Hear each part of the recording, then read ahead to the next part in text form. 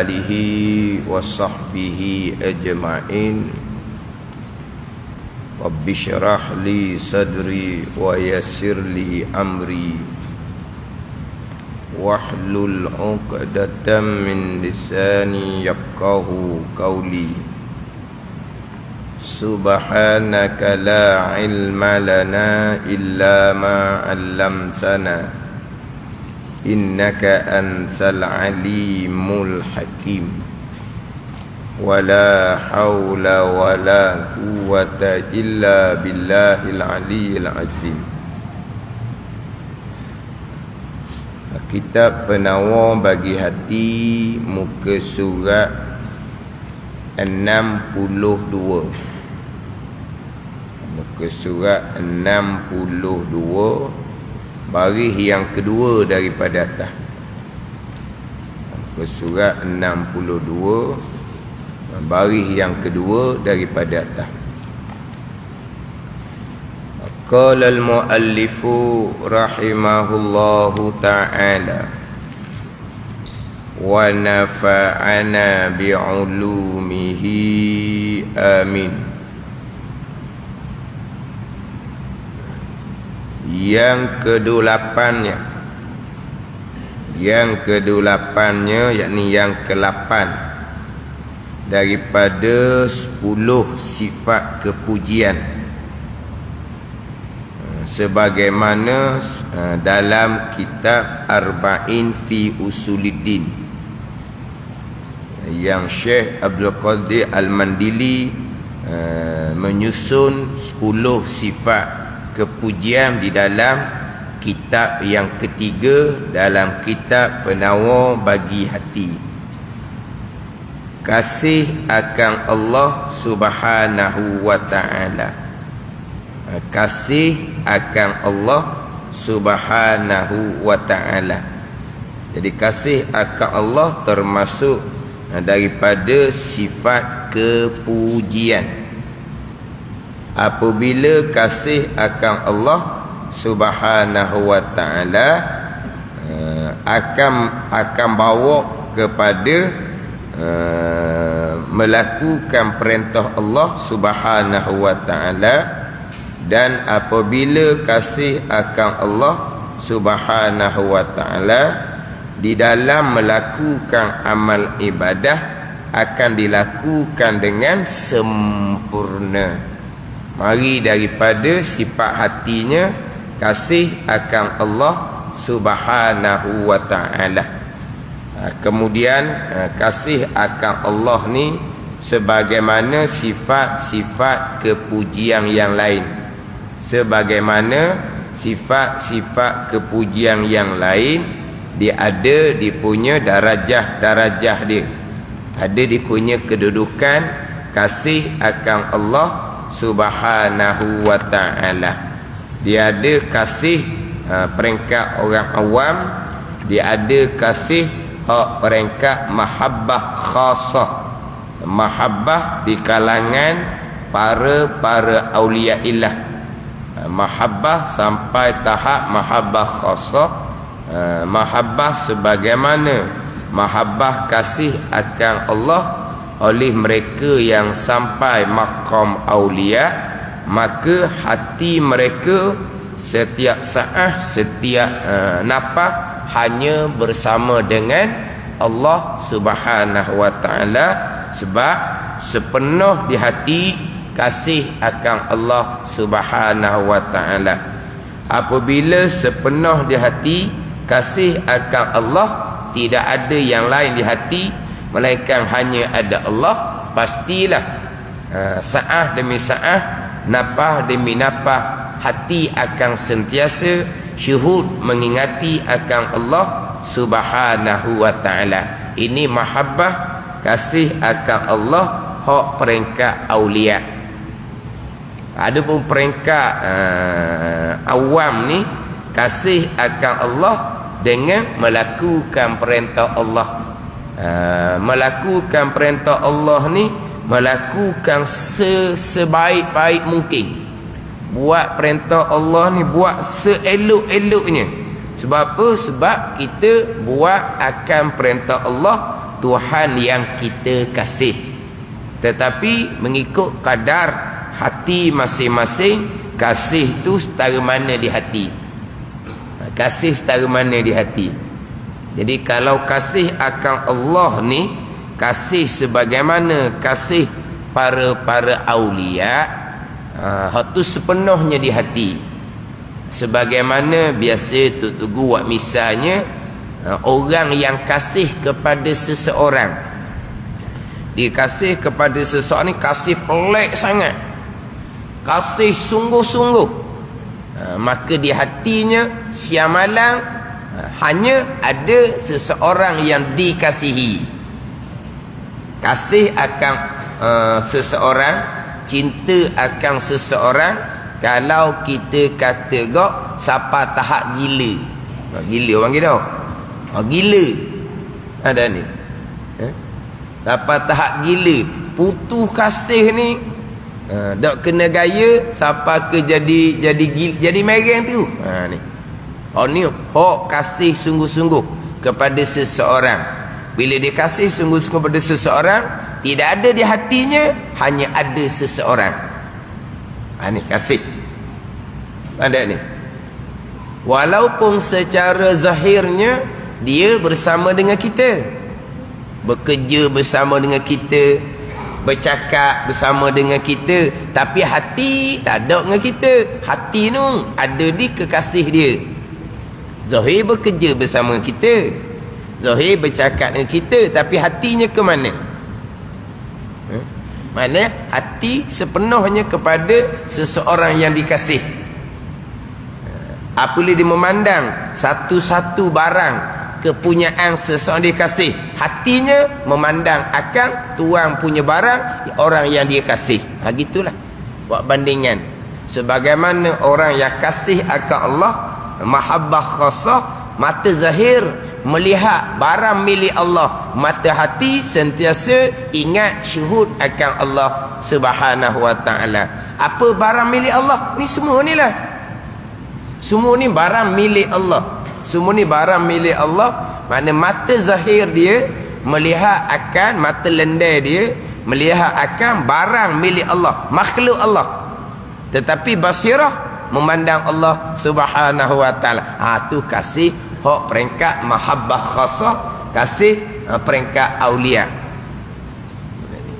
Umpama tadilah, tengok barang milik orang yang dia kasih, hati dia melihat akan orang tuan punya barang, orang yang dikasih. Tapi bagi orang lain, dia kata, apa kamu ni? Tengok baju, nampak tuan baju. Tengok rumah dia berjauh, nampak tuan rumah. Gitu. Pelik ni. Sebab hati dia kasih sepenuhnya. Jadi melihat barang kepunyaan orang dikasih, hati akan memandang kepada tuan punya barang yang dia kasih. Jadi sampai mahabbah khasah ni memandang akan memandang akan barang milik Allah, hati sentiasa syuhud ingat akan Allah Subhanahu wa ta'ala. Itu cerita mahabbah peringkat aulia. Mahabbah peringkat kita ni, kita kasih akan Allah, kita kerjakan segala perkara yang diperintah oleh Allah Subhanahu wa ta'ala, yang sebenar-benar kau nak kira bukan kasih akan Allah, kasih akan barang milik Allah. Nak apa? Nak syurga. Itulah kasih. Dah tu dia panggil. Macam terdahulu bicara keikhlasan. Wa amal ibadah kerana Allah. Kerana Allah ke kerana barang milik Allah, iaitu syurga. Wa ibadah kerana barang milik Allah, nak syurga. Bukan kerana Allah, kerana barang milik Allah. Dia panggil ikhlas dah. Wa ibadah kerana kasih akan Allah. Kasih akan Allah ke kasih akan barang milik Allah, syurga. Kasih nak kepada syurga. Itu kasih peringkat kita lah. Ni kena, insyaAllah nanti pembicaraan satu-satu tu akan disusun. Hak kasih, hak sebenar-benarnya macam mana. Hak kasih sebenar-benarnya macam mana? Sebab kalau tilik kita ni lebih kepada kasih akan dunia. Kasih akan dunia dicela pada syarak. Bukan kasih pada akhirah. Kasih pada akhirah tu bukan kasih akan Allah, kasih akan syurga, tapi masuk dalam kasih akan Allah. Tapi kasih akan dunia tu hak nampak kuat di hati kita. Kasih akan dunia tu hak sekadar mana hak dicela pada syarak, hak sekadar mana yang tidak dicela pada syarak tapi merugikan hari akhirah kita. Kasih akan Allah qadar mana, darajah mana yang akan dapat balasan yang setinggi-tingginya pada hari akhirah. Kasih akan Allah qadar manakah yang akan dapat balasan baik, yang akan lepas daripada siksaan neraka Allah Subhanahu wa taala. Dia ada peringkat-peringkat. Ada ni. Mana kasih akan Allah, peringkat syariat, peringkat awam ni, buat apa yang Tuhan perintah, buat pula dengan sesempurna mungkin. Lepaslah daripada siksaan pada hari akhirah, dapatlah balasan baik daripada Allah pada hari akhirah. Tetapi yang akan dapat balasan baik yang setinggi-tingginya pada hari akhirah adalah di kalangan mereka yang benar-benar kasih akan Allah Subhanahu wa taala. Jadi kita nak sapa tangga tu atas kurniaan Allah Subhanahu wa taala. Maknanya kita ni kasih akan Allah dan kasih akan Rasul dengan kita melakukan surah Allah dan Rasul, dan kita akan mengelukkan apa yang kita lakukan surah Allah dan surah Rasul. Itu kasih akan Allah Subhanahu wa taala. Tapi dah sebut di sini kasih akan Rasul. Kasih akan Rasul kerana kasih akan Allah Subhanahu wa taala. Kasih akan Rasul kerana kasih akan Allah, kerana Rasul adalah manusia yang paling dikasihi oleh Allah Subhanahu wa taala. Kasih akan Rasul, buat segala perkara yang diperintah oleh Rasul. Itu kasih akan Rasul. Bukan hanya kasih akan Rasul ni ialah buatlah program-program untuk membangkitkan kasih akan Rasul, untuk membangkitkan kasih akan Rasul. Tapi kasih akan Rasul ni sepanjang masa, semata-mata buat program tetapi tidak menekankan berkaitan dengan syariat Rasul, itu bukan kasih akan Rasul. Kasih akan Rasul kerana Rasul lah yang bawa syariat agama Allah kepada kita. Bila kasih akan Rasul, kasih akan Allah Tuhan punya syariat agama, kena belajar molek lah hak syariat agama yang Rasul bawa datang daripada Allah Subhanahu wa ta'ala. Bukan kasih akan Rasul, tapi syariat agama yang Rasul bawa kita tak peduli pun, itu bukan kasih akan Rasul. Kasih akan tubuh badan Rasul. Kalau semata-mata kasih akan tubuh badan Rasul, siapa boleh lawan kasihnya Abu Talib kepada Nabi SAW? Tak ada orang boleh lawan. Tapi Abu Talib hanya kasih akan tubuh badan Rasul, tapi agama Rasul yang Rasul bawa dia tak ikut. Tu. Kalau kasih akan Rasul tapi agama Rasulnya, ilmu agama yang Rasul bawa ketepikan, itu macam Abu Talib je lah. Sambut hari kelahiran, sambut hari kelahiran, maulud, sambut hari kelahiran, bergembira dengan kelahiran semata-mata. Itu umpama Abu Lahab. Umpama Abu Lahab. Abu Lahab cukup gembira dengan kelahiran Nabi sallallahu alaihi wasallam. Tapi macam mana dengan agama yang Nabi bawa datang? Dia lawan. Pada ni. Jadi kasih akan Allah, kemudian kasih akan manusia yang paling dikasihi Allah, kasih akan Rasul, dengan bahawa kita mengerjakan dan mengelokkan amal ibadah kita sebagaimana yang diperintah oleh Allah Subhanahu wa ta'ala. Dan yang ke-9, redha dengan qada Allah. Jadi saya bicara dahululah secara kasar satu-satu sifat kepujian, kemudian sampai bab nanti kena perici molek satu-satu sifat kepujian. 10 sifat ni, satu-satu tu kita kena ambil faham molek, kita kena sentiasa mutalaah. Sebab apa? Sebab sifat-sifat kepujian ini sifat yang wajib kita semar ke dalam hati kita sampai ke mati. Sampai ke mati. Adapun perintah-perintah zahir tidak semestinya sampai kepada mati. Puasa,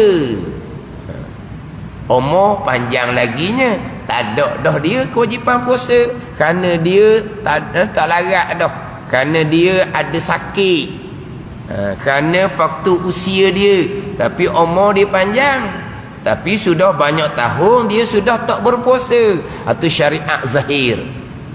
Syariat zahir ni ada satu peringkat tak wajib dah. Kalau haji dia memang tak larat, tak wajib kepada dianya. Tapi bab syariat batin ni sampai ke mati. Sampai ke mati. Dalam keadaan macam mana sekalipun, terlantar pun hak syariat batin ni. Syariat batin ni kena sabar, kena syukur, kena redha dengan qada Allah. Ni hak syariat, sifat-sifat kepujian hak syariat batin. Tapi kita kena kena hadang, kena perhalusi molek. Hak kita belajar. Tapi ilmu tu akan ada dalam kita. Kita nak ilmu tu ada di dada kita. Sebab apa? Sebab kita nak sentiasa menyemar sifat kepujian dalam hati kita. Jadi tiap-tiap sifat kepujian yang kita nak semar dalam hati kita, kita kena ingat satu-satu sifat kepujian. Bukan perkataan. Sifat sabar, sifat syukur, sifat ikhlas, sifat tawakul, sifat kasih akan Allah. Bukan begitu saja. Kena faham, kena ingat satu-satu tu. Ini hak berkaitan dengan ibadah batin. Dia lebih kena mujahadah nak banding dengan hak ibadat zahir, nak banding dengan ilmu hak pegangan. Ilmu pegangan, faham molek, pegang, siap. Tak gerak dah tu. Ilmu pegangan, faham molek, pegang molek. Maka dah tu je. Lepas tu nak jadi kuat pegangan, mari daripada taat zahir, taat batin. Ada ni. Kemudian dalam bab pegangan ni pula, setakat untuk mengesahkan ke-6 rukun iman sahaja. Tak banyak pun. Itu sajanya. Setakat untuk mengesahkan ke-6 rukun iman. Itu bab ilmu pegangan. Kalau bab ilmu fiqh pula, tak payah mana bicara bab taharah, bicara bab sembahyang, tak payah mana. Hak nak kena mujahadah, hak berkaitan dengan ilmu, hak berkait dengan sifat-sifat hati. Yang terdahulunya sifat kecelaan yang kita wajib bersihkan daripada hati kita. 10 sifat kecelaan dalam kitab Penuh Bagi Hati ni. Kita sentiasa nak pelihara hati kita daripada sifat-sifat kecelaan. Nak pelihara itulah. Satu-satu sifat kecelaan kita kena ingat molek. Takaburnya macam mana, riaknya macam mana, ujubnya macam mana, hasadnya macam mana, bakhilnya macam mana, ghadab, sifat pemarah yang dicela pada syaraknya macam mana. Sifat ghadab, sifat pemarah ni terkadang diperlukan, tapi hak mana yang dicela pada syarak, tu kena kemah. Ada ni. Sebab sifat ghadab ni, sifat marah diperlukan. Kalau jenis sejuk je, ada pesen tu. Tak, jenis sejuk je dia. Tengok apa-apa perkara senyap je dia. Oh, baik dia, ayah dia baik, tak pernah marah, senyap je. Anak buat apa-apa Tuhan larang pun tengok je, sejuk je. Oh, tak jadi gitu. Tak ada langsung. Sifat marah tu tak ada langsung. Maksiat berlaku depan mata pun tengok je. Apa apa? Sejuk. Tak ada sejuk. Ada orang seumpama ni sejuk semua sungguh. Tak ada apa-apa pun. Anak dedah aurah di hadapan mata dia, okey je, sejuk je dia. Tak ada hati tak marah langsung. Perlu pada sifat ghadab, sifat pemarah. Tapi sifat ghadab pemarah mana yang dicela pada syarak, tu kena ulang sentiasa.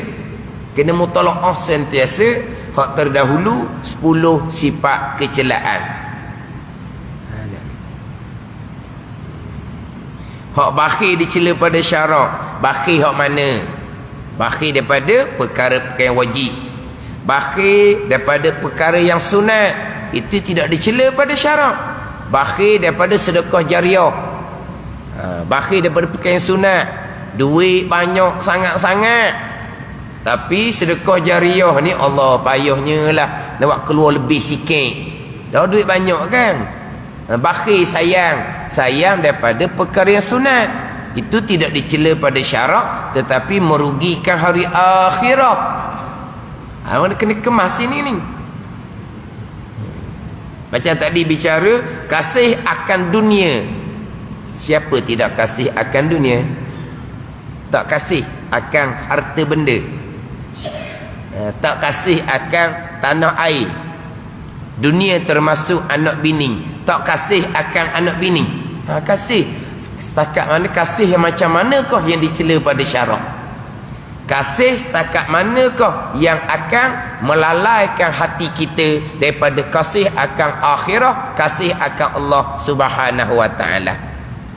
Kasih akan dunia yang tidak dicela pada syarak, tetapi akan merugikan hari akhirah, sebab kurang kasih akan hari akhirah dan kurang kasih akan Allah Subhanahu wa taala. Tapi hak dicela tu hak mana? Hak merugikan akhirah tu hak mana? Hak tu macam mana nak mengurangkan hak kasih yang merugikan akhirah? Ini benda dalam. Dia nak mengurangkan tu, mari daripada amal ibadah kita yang sempurna zahir dan batin. Ni dia tak boleh nak apa ni, nak gopoh. Sebab apa? Sebab kehidupan kita terkadang celek-celek mata. Daripada budak laginya kita ditanamkan kepada keduniaan, dunia. Bangun pagi kena pergi sekolah. Kalau pergi sekolah cerah masa depan dunia. Kalau malah pergi sekolah nanti nak jadi apa? Maknanya daripada kecil, daripada budak tu dunia. Maknanya dunia tu karat dalam hatinya. Macam mana nak menghilangkan kasih akan dunia? Bayangkanlah macam nak menghilangkan, sebab sudah karat. Pada masa suci belum balik, sudah ditanamkan kepada kecintaan pada dunia. Akhirah ni hanya bagi apa ni? Hanya tempelan begitulah, selit-selit begitu je. Tapi fokus ilmu dunia. Belajar ilmu dunia fokusnya untuk dapat kesenangan dunia. Ada ni. Hak akhirahnya macam mana? Supaya nanti besar-besar senang hidup. Bila dapat kerja molek-molek, mak ayah pun boleh tupang senang. Tu je. Kenapa ni? Orang panggil tidak ada wawasan yang tinggi, yang jauh. Tak ada wawasan yang jauh. Wawasan pendek sahaja, sekadar atas dunia. Wawasan yang sebenar, Hak alam yang tidak ada penghujung, itu wawasan yang sebenar. Dulu ni wawasan 20-20 dah. Wawasan 20-20 je. Setakat 20-20 je. Wawasan yang sebenar no. Ni alam akhirah yang tidak ada penghujung. Wawasan kita, kemudian hari senang, hari tua senang, itu je. Lepas dia mati. Jadi apabila daripada masa suci sudah ditanamkan dengan keduniaan, begitulah. Kemudian macam mana nak menghilangkan satu peringkat, satu peringkat, satu peringkat. Tapi di hati kita penuh dengan dunia yang tidak dicela pada syarak, alhamdulillah. Tapi kita dapat tak kesempurnaan ketinggalan dalam agama. Nak dapat macam mana dunia di hati, tapi bukan dunia yang dicela pada syarak. Dunia yang merugikan akhirah, dunia yang menghalang kita takarrub ilallah, takarrub ilallah, nak menghampirkan hati dengan Allah, terhalang. Sebab apa? Sebab Tuhan jadikan hati bagi tiap-tiap seorang hanya satu hati. Wa ma ja'ala lirajulin qalbaini fi jawfi. Tidak dijadikan bagi seseorang dalam dada dia dua hati, hanya ada satu hati. Bila hati itu berkiblat kepada dunia, maka akhirahnya sedikit-sedikit. Akhirahnya sedikit-sedikit. Kasih akan Allah pun sedikit-sedikit. Ini yang akan merugikan hari akhirah. Tapi dikena satu peringkat, satu peringkat lah. Satu peringkat, satu peringkat. Dunia akhir zaman, matlamat lebih kepada dunia semata-mata. Memang terkadang dunia semata-mata, alhamdulillah, timbul keinsafan. Kemudian kena mujahadah lah. Kemudian nak mujahadah pula dia kena susun molek, jangan tergesa-gesa.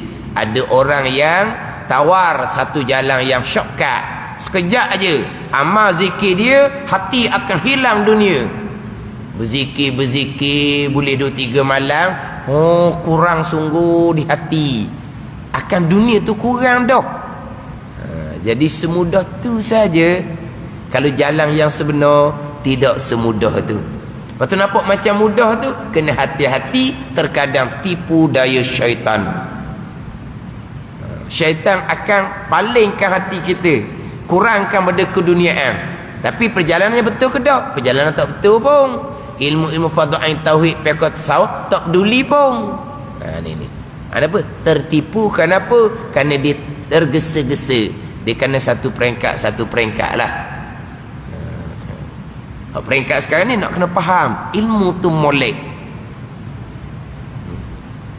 Ilmu ni sifat-sifat kecelaan nak kena faham molek. Selesai ada 10 sifat kecelaan, bicara pula sifat kepujian, nak kena faham molek satu-satu sifat kepujian. Jadi dah yang ke-9, redha dengan qada Allah Subhanahu wa taala. Redha ni terima. Dia redha ni suka hati. Itu asal dia lah. Redha tu lah kalau kita bahasa Malaysia. Redha mana apa ni? Setuju, terima. Itu redha dengan qada Allah Subhanahu wa taala. Hati terima dan tidak persoal akan perkara yang diqadakan oleh Allah Subhanahu wa taala. Terima. Ini sifat kepujian. Apabila Tuhan ujikan dengan bala ujian, redha, terima, itu semua datang daripada qada Allah Subhanahu wa taala. Tetapi syariat zahirnya kita kena usahakan untuk melepaskan diri kita daripada musibah tadi. Musibah contohnya kena penyakit, redha. Itu syariat batin, hati redha. Syariat zahirnya kena berubat lah, untuk melepaskan diri daripada musibah ujian daripada Allah Subhanahu wa taala, dengan berubatnya, dengan berdoanya. Itu syariat zahir. Hak kita berpegang semua tu qada Allah tu, hak awal-awal dah tu, hak tu pegangan. hak rukun iman yang keenam. Beriman dengan qada qadar tu bab pegangan. Redha dengan qada Allah ni, ini bab syariat batin. Hak zahir kita berusaha, itu syariat zahir pula. Bukan redha dengan qada sakit itu senyap je. Dah sakit berobat di mana? Redha dia kata. Redha tu syariat hati. Berobat tu syariat zahir. Kena jaga pula situ. Ni. Jadi tak berobat sebab redha dia kata. Ada betul seumpama tu. Kenapa tak berobat? Tak berobat lah. Habis belanja dah kata reti dah ginya. Ada orang beritahu je di mana-mana tempat gi. Habis besar belanja. Dan sekarang tak berobat dah. Kenapa? Kerana habis dah jalan usaha. Habis belanja. Tu contoh dia lah. Bukan tak usaha, tapi jalan usaha tu tak ada dah. Ataupun kenapa tak berobat? Doktor kata kena balik dah lah. Balik rumah dah. Baca Yasin je lah. Gitu je. Mana apa tu? Bukan dak usaha. Jalan usaha sudah. Setakat tu je. Pada ni. Hak redha bab hati. Beriman dengan qada tu permulaan waktunya. Kalau orang yang tidak redha dengan qada Allah, bukan bererti dia tidak beriman dengan qada Allah. Kena faham pula situ. Orang yang tidak redha dengan qada Allah, dia marah pula dengan qada Allah, dia tidak beriman dengan qada Allah. Jangan salah faham gitu pula. Ni contoh. Apabila Allah qadakan kematian, bila Allah qadakan kematian, redha nah sampai masa. Semua kita sama saja sampai masa. Redha, terima. Tiba-tiba dia meratap. Dia mempersoalkan, kenapa ya Allah, orang ni orang baik, kenapa engkau matikan dia cepat? Orang hak lawan agama Allah sego mega, contoh. Ni dia nak persoal pula akan qada Allah. Dia tak terima akan qada kematian tu. Dia ratap. Dia ratap akan kematian. Dia tak redha. Berdosalah tak redha tu. Tetapi dia tak beriman ke dengan qada Allah. Beriman tu tetap dah. Ada ni. Sebab ada satu ni. Satu ceramah tu, orang yang ratap, orang yang tidak redha dengan qada Allah, berarti dia tidak beriman dengan qada Allah. Dia pergi surah kat tu. Dia meratap kematian, berarti dia tidak redha dengan qada kematian. Bila tidak redha dengan qada kematian, berarti tidak beriman bahawa kematian tu qada Allah. Dia pergi kait dengan beriman. Jangan gitu, salah sangat. Dia ratap kematian, berarti dia tidak redha dengan qada Allah, berarti imannya lemah. Gitulah. Bukan tidak beriman, imannya lemah. Sebab apabila sahabat mengaku mereka beriman, bila sahabat mengaku mereka beriman, maka Nabi tanyalah sahabat tu, apakah alamat tanda kamu beriman? Mulut ni sedap ni, beriman. Apakah tanda kamu beriman? Sahabat pun jawab, nashkuru alal ghaqa wa nasbiru alal bala wa narda bimawaqi'il qada. Kami syukur atas kurniaan Allah. Kami sabar atas ujian Allah. Kami redha dengan barang yang diqadakan oleh Allah. Nabi pun kata, mu'minun wa rabbil Ka'bah. Ini betul-betul orang beriman.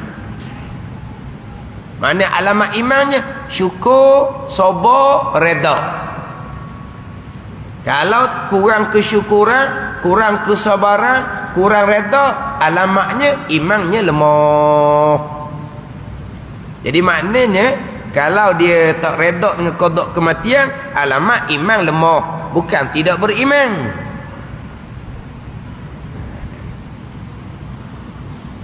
Kemudian hak qada Allah Ta'ala ni, kita tak boleh nak sekat qada Allah. Lepas tu kita nak kut mana? Redha je lah. Qada pasti berlaku. Kita redha ke kita tak redha ke, qada pasti berlaku. Kalau kita redha, kita boleh pahala. Kalau kita tak redha, kita berdosa. Tapi qada Allah tetap berlaku. Ada ni. Bukan apabila kita tidak redha, kita kita meratak, kita begitu begini, qada Allah akan tidak berlaku. Tetap berlaku. Sebab itulah Nabi SAW sabda, min sa'adati ibni Adam redahu bima qadallah. Setengah daripada beruntung manusia, redaklah dengan barang yang Tuhan kehendak. Untunglah. Sebab apa? Boleh pahala wajib. Kalau tak redha, wa min syaqawati ibni Adam sakhatu bima qadallah. Dan setengah daripada kecelakaan manusia ni, dia murka tak redha dengan barang yang Tuhan qadakan. Jadi celakalah. Sebab dia tidak redha dengan qada Allah. Qada Allah tetap berjalan. Qada Allah tetap berlaku. Dia tak redha, qada tetap berlaku. Dia berdosa pula. Satunya, dia diuji dengan umpama sakit. Lepas tu tak redha pula. Sakit tetap sakit. Tiba-tiba tak redha. Adakah tak redha ni sakit akan hilang? Sakit tetap sakit. Tapi kalau redha, boleh pahala wajib. Bertuahlah dia, beruntunglah dia. Sebab apa? Sebab kita ni hamba. Tuhan qadakan dengan ujian sakit contohnya, redha lah terima. Bukan orang yang redha ni hidup jadi tenang. Kemudian orang redha ni pula, kalau nisbah dunia lah, orang nak berobat pun jadi mudah.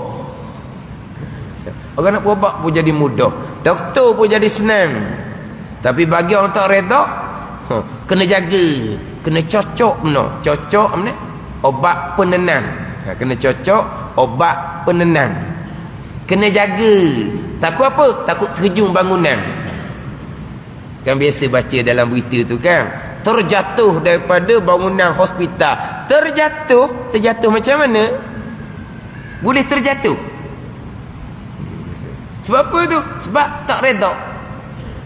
Selepas periksa, keluar keputusan, akhir tak terima kenyataan, terjun bangunan, tapi dalam berita terjatuh.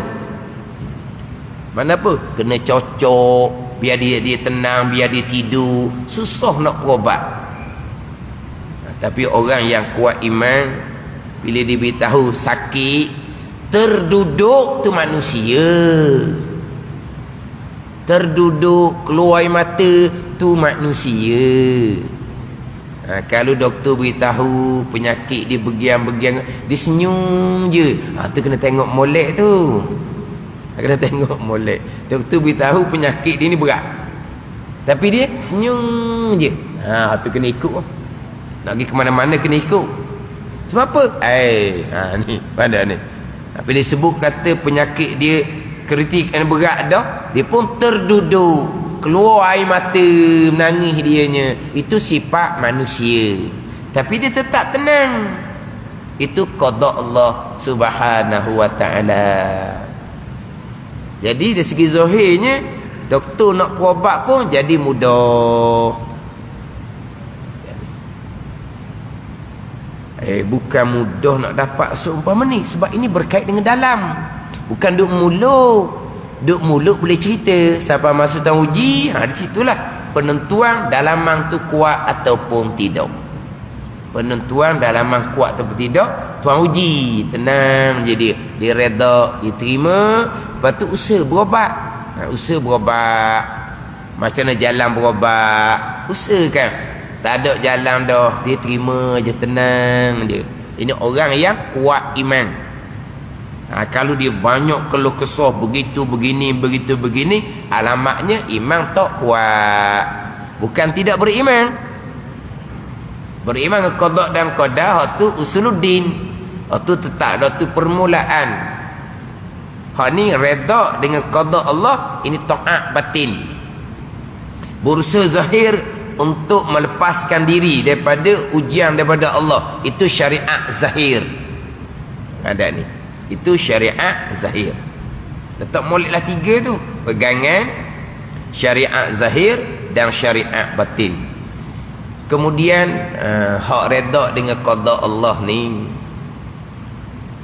dia akan pergilah pula kepada qada Allah ni. Ada qada baik, iman dan taat. Ada qada jahat, kufur dan maksiat.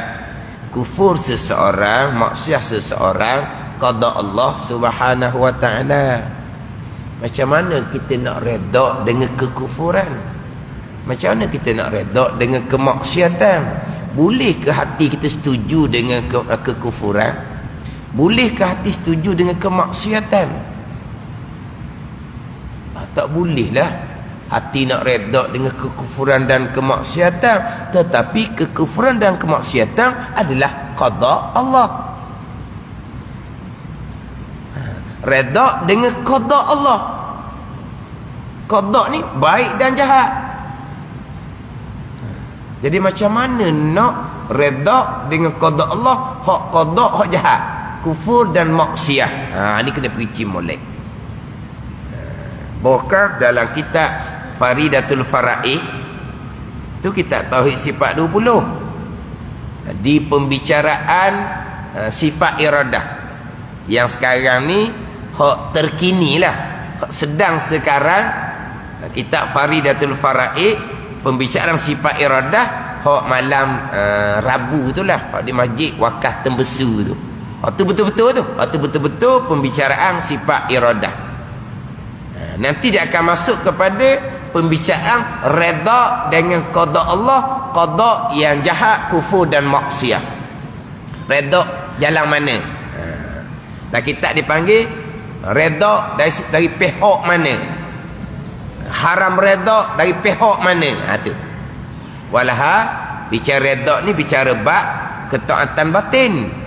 Jadi diselitkan dalam kitab Faridatul Faraid. Sebab dalam kitab Faridatul Faraid bicara bab sifat iradah, kehendak Allah baik dan jahat, kufur dan maksiat itu qada Allah Subhanahu wa taala. Ijma' ahli sunnah wal jamaah. Siapa yang berpegang perkara jahat, kufur dan maksiat bukan datang dari qada Allah, itu pegangan yang terpesong, yang khilaf ulama kafir ataupun dosa besar. Ini enggak baik tu. Ijma' ahli sunnah wal jamaah, perkara jahat qada dan qada Allah, rukun iman yang keenam. Tajuk rukun iman yang keenam. Wa tu'mina bil qadari khairihi wa syarih. Nabi kata, dan engkau beriman dengan kehendak dan perbuatan Allah, baik iman dan taat, kehendak dan perbuatan Allah, jahat, kufur dan maksiat, kehendak dan perbuatan Allah. Itu jelas tajuk rukun iman ke-6. Ijma' ahli sunnah wal jamaah, perkara jahat qada dan qadar Allah Subhanahu wa taala. Sekarang ni hak saya tengah bicara bab perkara jahat qada Allah, hak dalam Mani FM hak petang esok pukul 6 petang esok tu, dalam Mani FM tengah bicara rukun iman yang ke-6. Saya sedang bicara perkara jahat qada dan qadar Allah. Nanti saya akan masuk bicara redha dengan qada Allah, qada yang jahat. Redha macam mana? Hati boleh terima, hati boleh setuju dengan kekufuran dan kemaksiatan. Ar-redha bil kufri kufrun, ar-redha bil maksiati maksiatun, war-redha bil kufri kufrun. Hati redha dengan perkara maksiat, maksiat sama. Dan hati redha dengan kekufuran, jatuh kufur seseorang. Pada ni redha dengan perkara maksiat, haram.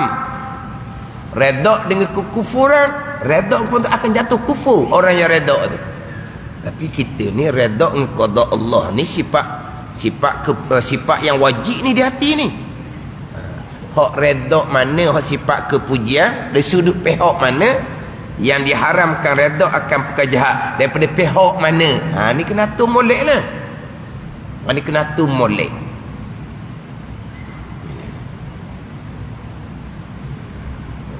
Sebab kita ahli sunnah wal jamaah, perkara jahat, qada qadar itu rukun iman yang keenam. Kita ahli sunnah jamaah wajib berpegang hamba ada pilihan dan perbuatan pada melakukan perkara yang jahat. Seseorang kufur dan maksiat, pilihan seseorang. Kufur dan maksiat, perbuatan seseorang, usaha seseorang. Kita ahli sunnah wal jamaah. Jadi yang kita wajib redha termasuk qada perkara jahat dari pihak ianya qada Allah. Terima je lah. Kekufuran dan kemaksiatan qada Allah, terima je. Kenapa Allah mengqadakan ahli dunia ni 3/4 kafir? Kenapa? Tak soal lah, itu qada Allah. Kenapalah orang Islam doh nak tarik kepada perkara baik, nak tarik kepada masjid, payah. Kalau tarik pada benda hak lara, benda hak jenis main-main, hak jenis tu suka sangatlah, mudah sangatlah, penuh. Nak tarik kepada masjid, nak tarik pada kebaikan, payahnya. Kenapalah Tuhan qada seumpama tu? Jangan ada persoal, terima je lah. Tetapi kejahatan yang berlaku, kita ahli sunnah jemaah, hamba ada pilihan dan perbuatan. Daripada pihak pilihan dan perbuatan seseorang melakukan kejahatan haram, kita redha. Wajib kita kena benci, wajib kita kena cegah. Walaupun pada hakikinya seseorang memilih dan melakukan perjahat, tetap qada dan qadar Allah Subhanahu wa taala. Ni kena duduk molek. Kalau tidak payah nak selesai, payah nak lepas. Payah nak selesai, payah nak lepas. Satu perkara maksiat keluar dua hukum. Satunya wajib redha, satunya haram redha, wajib benci, wajib cegah. Ini contohlah kita kata. Tiba-tiba anak kita buat perkara Tuhan larang. Kita terima hati. Masya Allah, budak ni tak sangkalah dia ni seorang. Hak ni hak paling senang kira ni. Tiba-tiba nyatalah dia buat benda Tuhan larang. Hati kita terima. Masya Allah. Kita redha. Tidur malam kita lena. Kita dak kalaulah. Oh, kalaulah. Tak ada kalau-kalau dah. Oh, kalau tak sekolah situ, kalau tidak berkawan dengan budak tu, kalau banyak dah kalau, syaitan akan masuk lalu. Terima, itu qada dia. Dia melakukan kejahatan. Dari sudut kejahatan yang dilakukan, pilihan dia. Kita wajib kena marah, wajib kena cegah, haram kita redha. Itu pula situ. Ni kena letak molek lah. Redha dengan qada Allah. Anak kita melakukan perkara maksiat, kewajipan. Kita cegah, kita marah, kewajipan. Kita benci kepada maksiat dilakukan, itu kewajipan. Tapi daripada pihak yang berbeza. Itu kena letak molek. Hak berkaitan dengan redha dengan qada Allah, hak berkait dengan perkara yang jahat. Dan ke-10, mengingat akan mati. Itu sifat kepujian, ingat akan mati. Yang mana apabila ingat akan mati, akan bawa kepada memperbanyakkan amal ibadah. Bila ingat akan mati, akan mensedikitkan dunia dan angan-angan. Ingat akan mati, zikrul maut. Ingat akan mati itu sifat kepujian. Bila ingat akan mati, banyak buat ibadat. Bila ingat akan mati, mensedikitkan dunia. Bila ingat akan mati, mensedikitkan akan angan-angan. Tidak ni. Kemudian kita kena faham lah. Mensedikitkan dunia, tak kerja buat, jangan salah faham. Kena faham apa di dunia. Dunia tiap-tiap perkara yang tidak ada manfaat lepas dia mati. Kalau perkara tu perkara dunia, tetapi bermanfaat lepas dia mati, itu dipanggil akhirah, bukan panggil dunia. Yang kita duk kerja dunia. Zahir kerja dunia. Kita kerja untuk apa? Untuk menyempurnakan nafkah wajib. Itu bukan dunia. Untuk meluaskan belanja keluarga. Itu bukan dunia. Itu akhirah. Dunia ni tiap-tiap perkara yang tidak ada manfaat lepas daripada mati. Mensedikitkan dunia yang tidak ada manfaat lepas daripada mati. Adapun rupa dunia yang bermanfaat mati, tu kita banyak sebab dia menjadi akhirah. Kena faham pula situ. Mensedikitkan dunia tak kerja. Tu salah faham sangat-sangat. Kenapa tak kerja? Kerana ingat akan mati. Ingat akan mati kita kerja sungguh-sungguh. Sebab apa? Sebab Nabi memerintah kita jangan tinggal anak isteri kita dalam keadaan meminta-minta. Nabi kata jangan kita tinggal anak isteri kita dalam keadaan meminta-minta. Jadi kita kena ada simpanan. Kalau ada apa-apa berlaku pada kita, anak isteri kita tidak meminta-minta.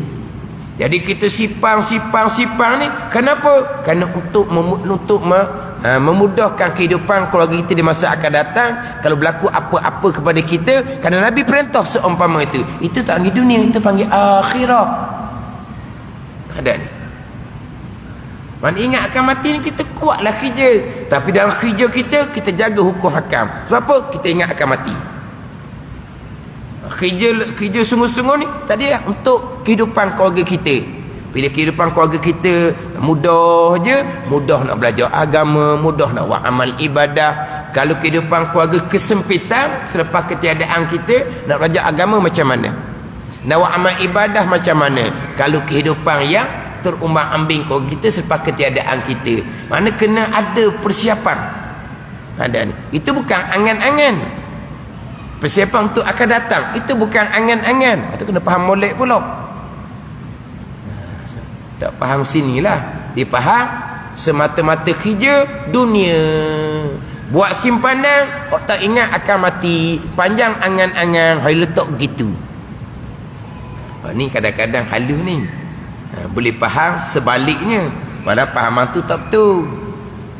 Jadi faham dia dunia ni kok ada ni dunia belaka. Dunia perkara tidak ada manfaat, lepas dia mati boleh dipanggil itu dunia.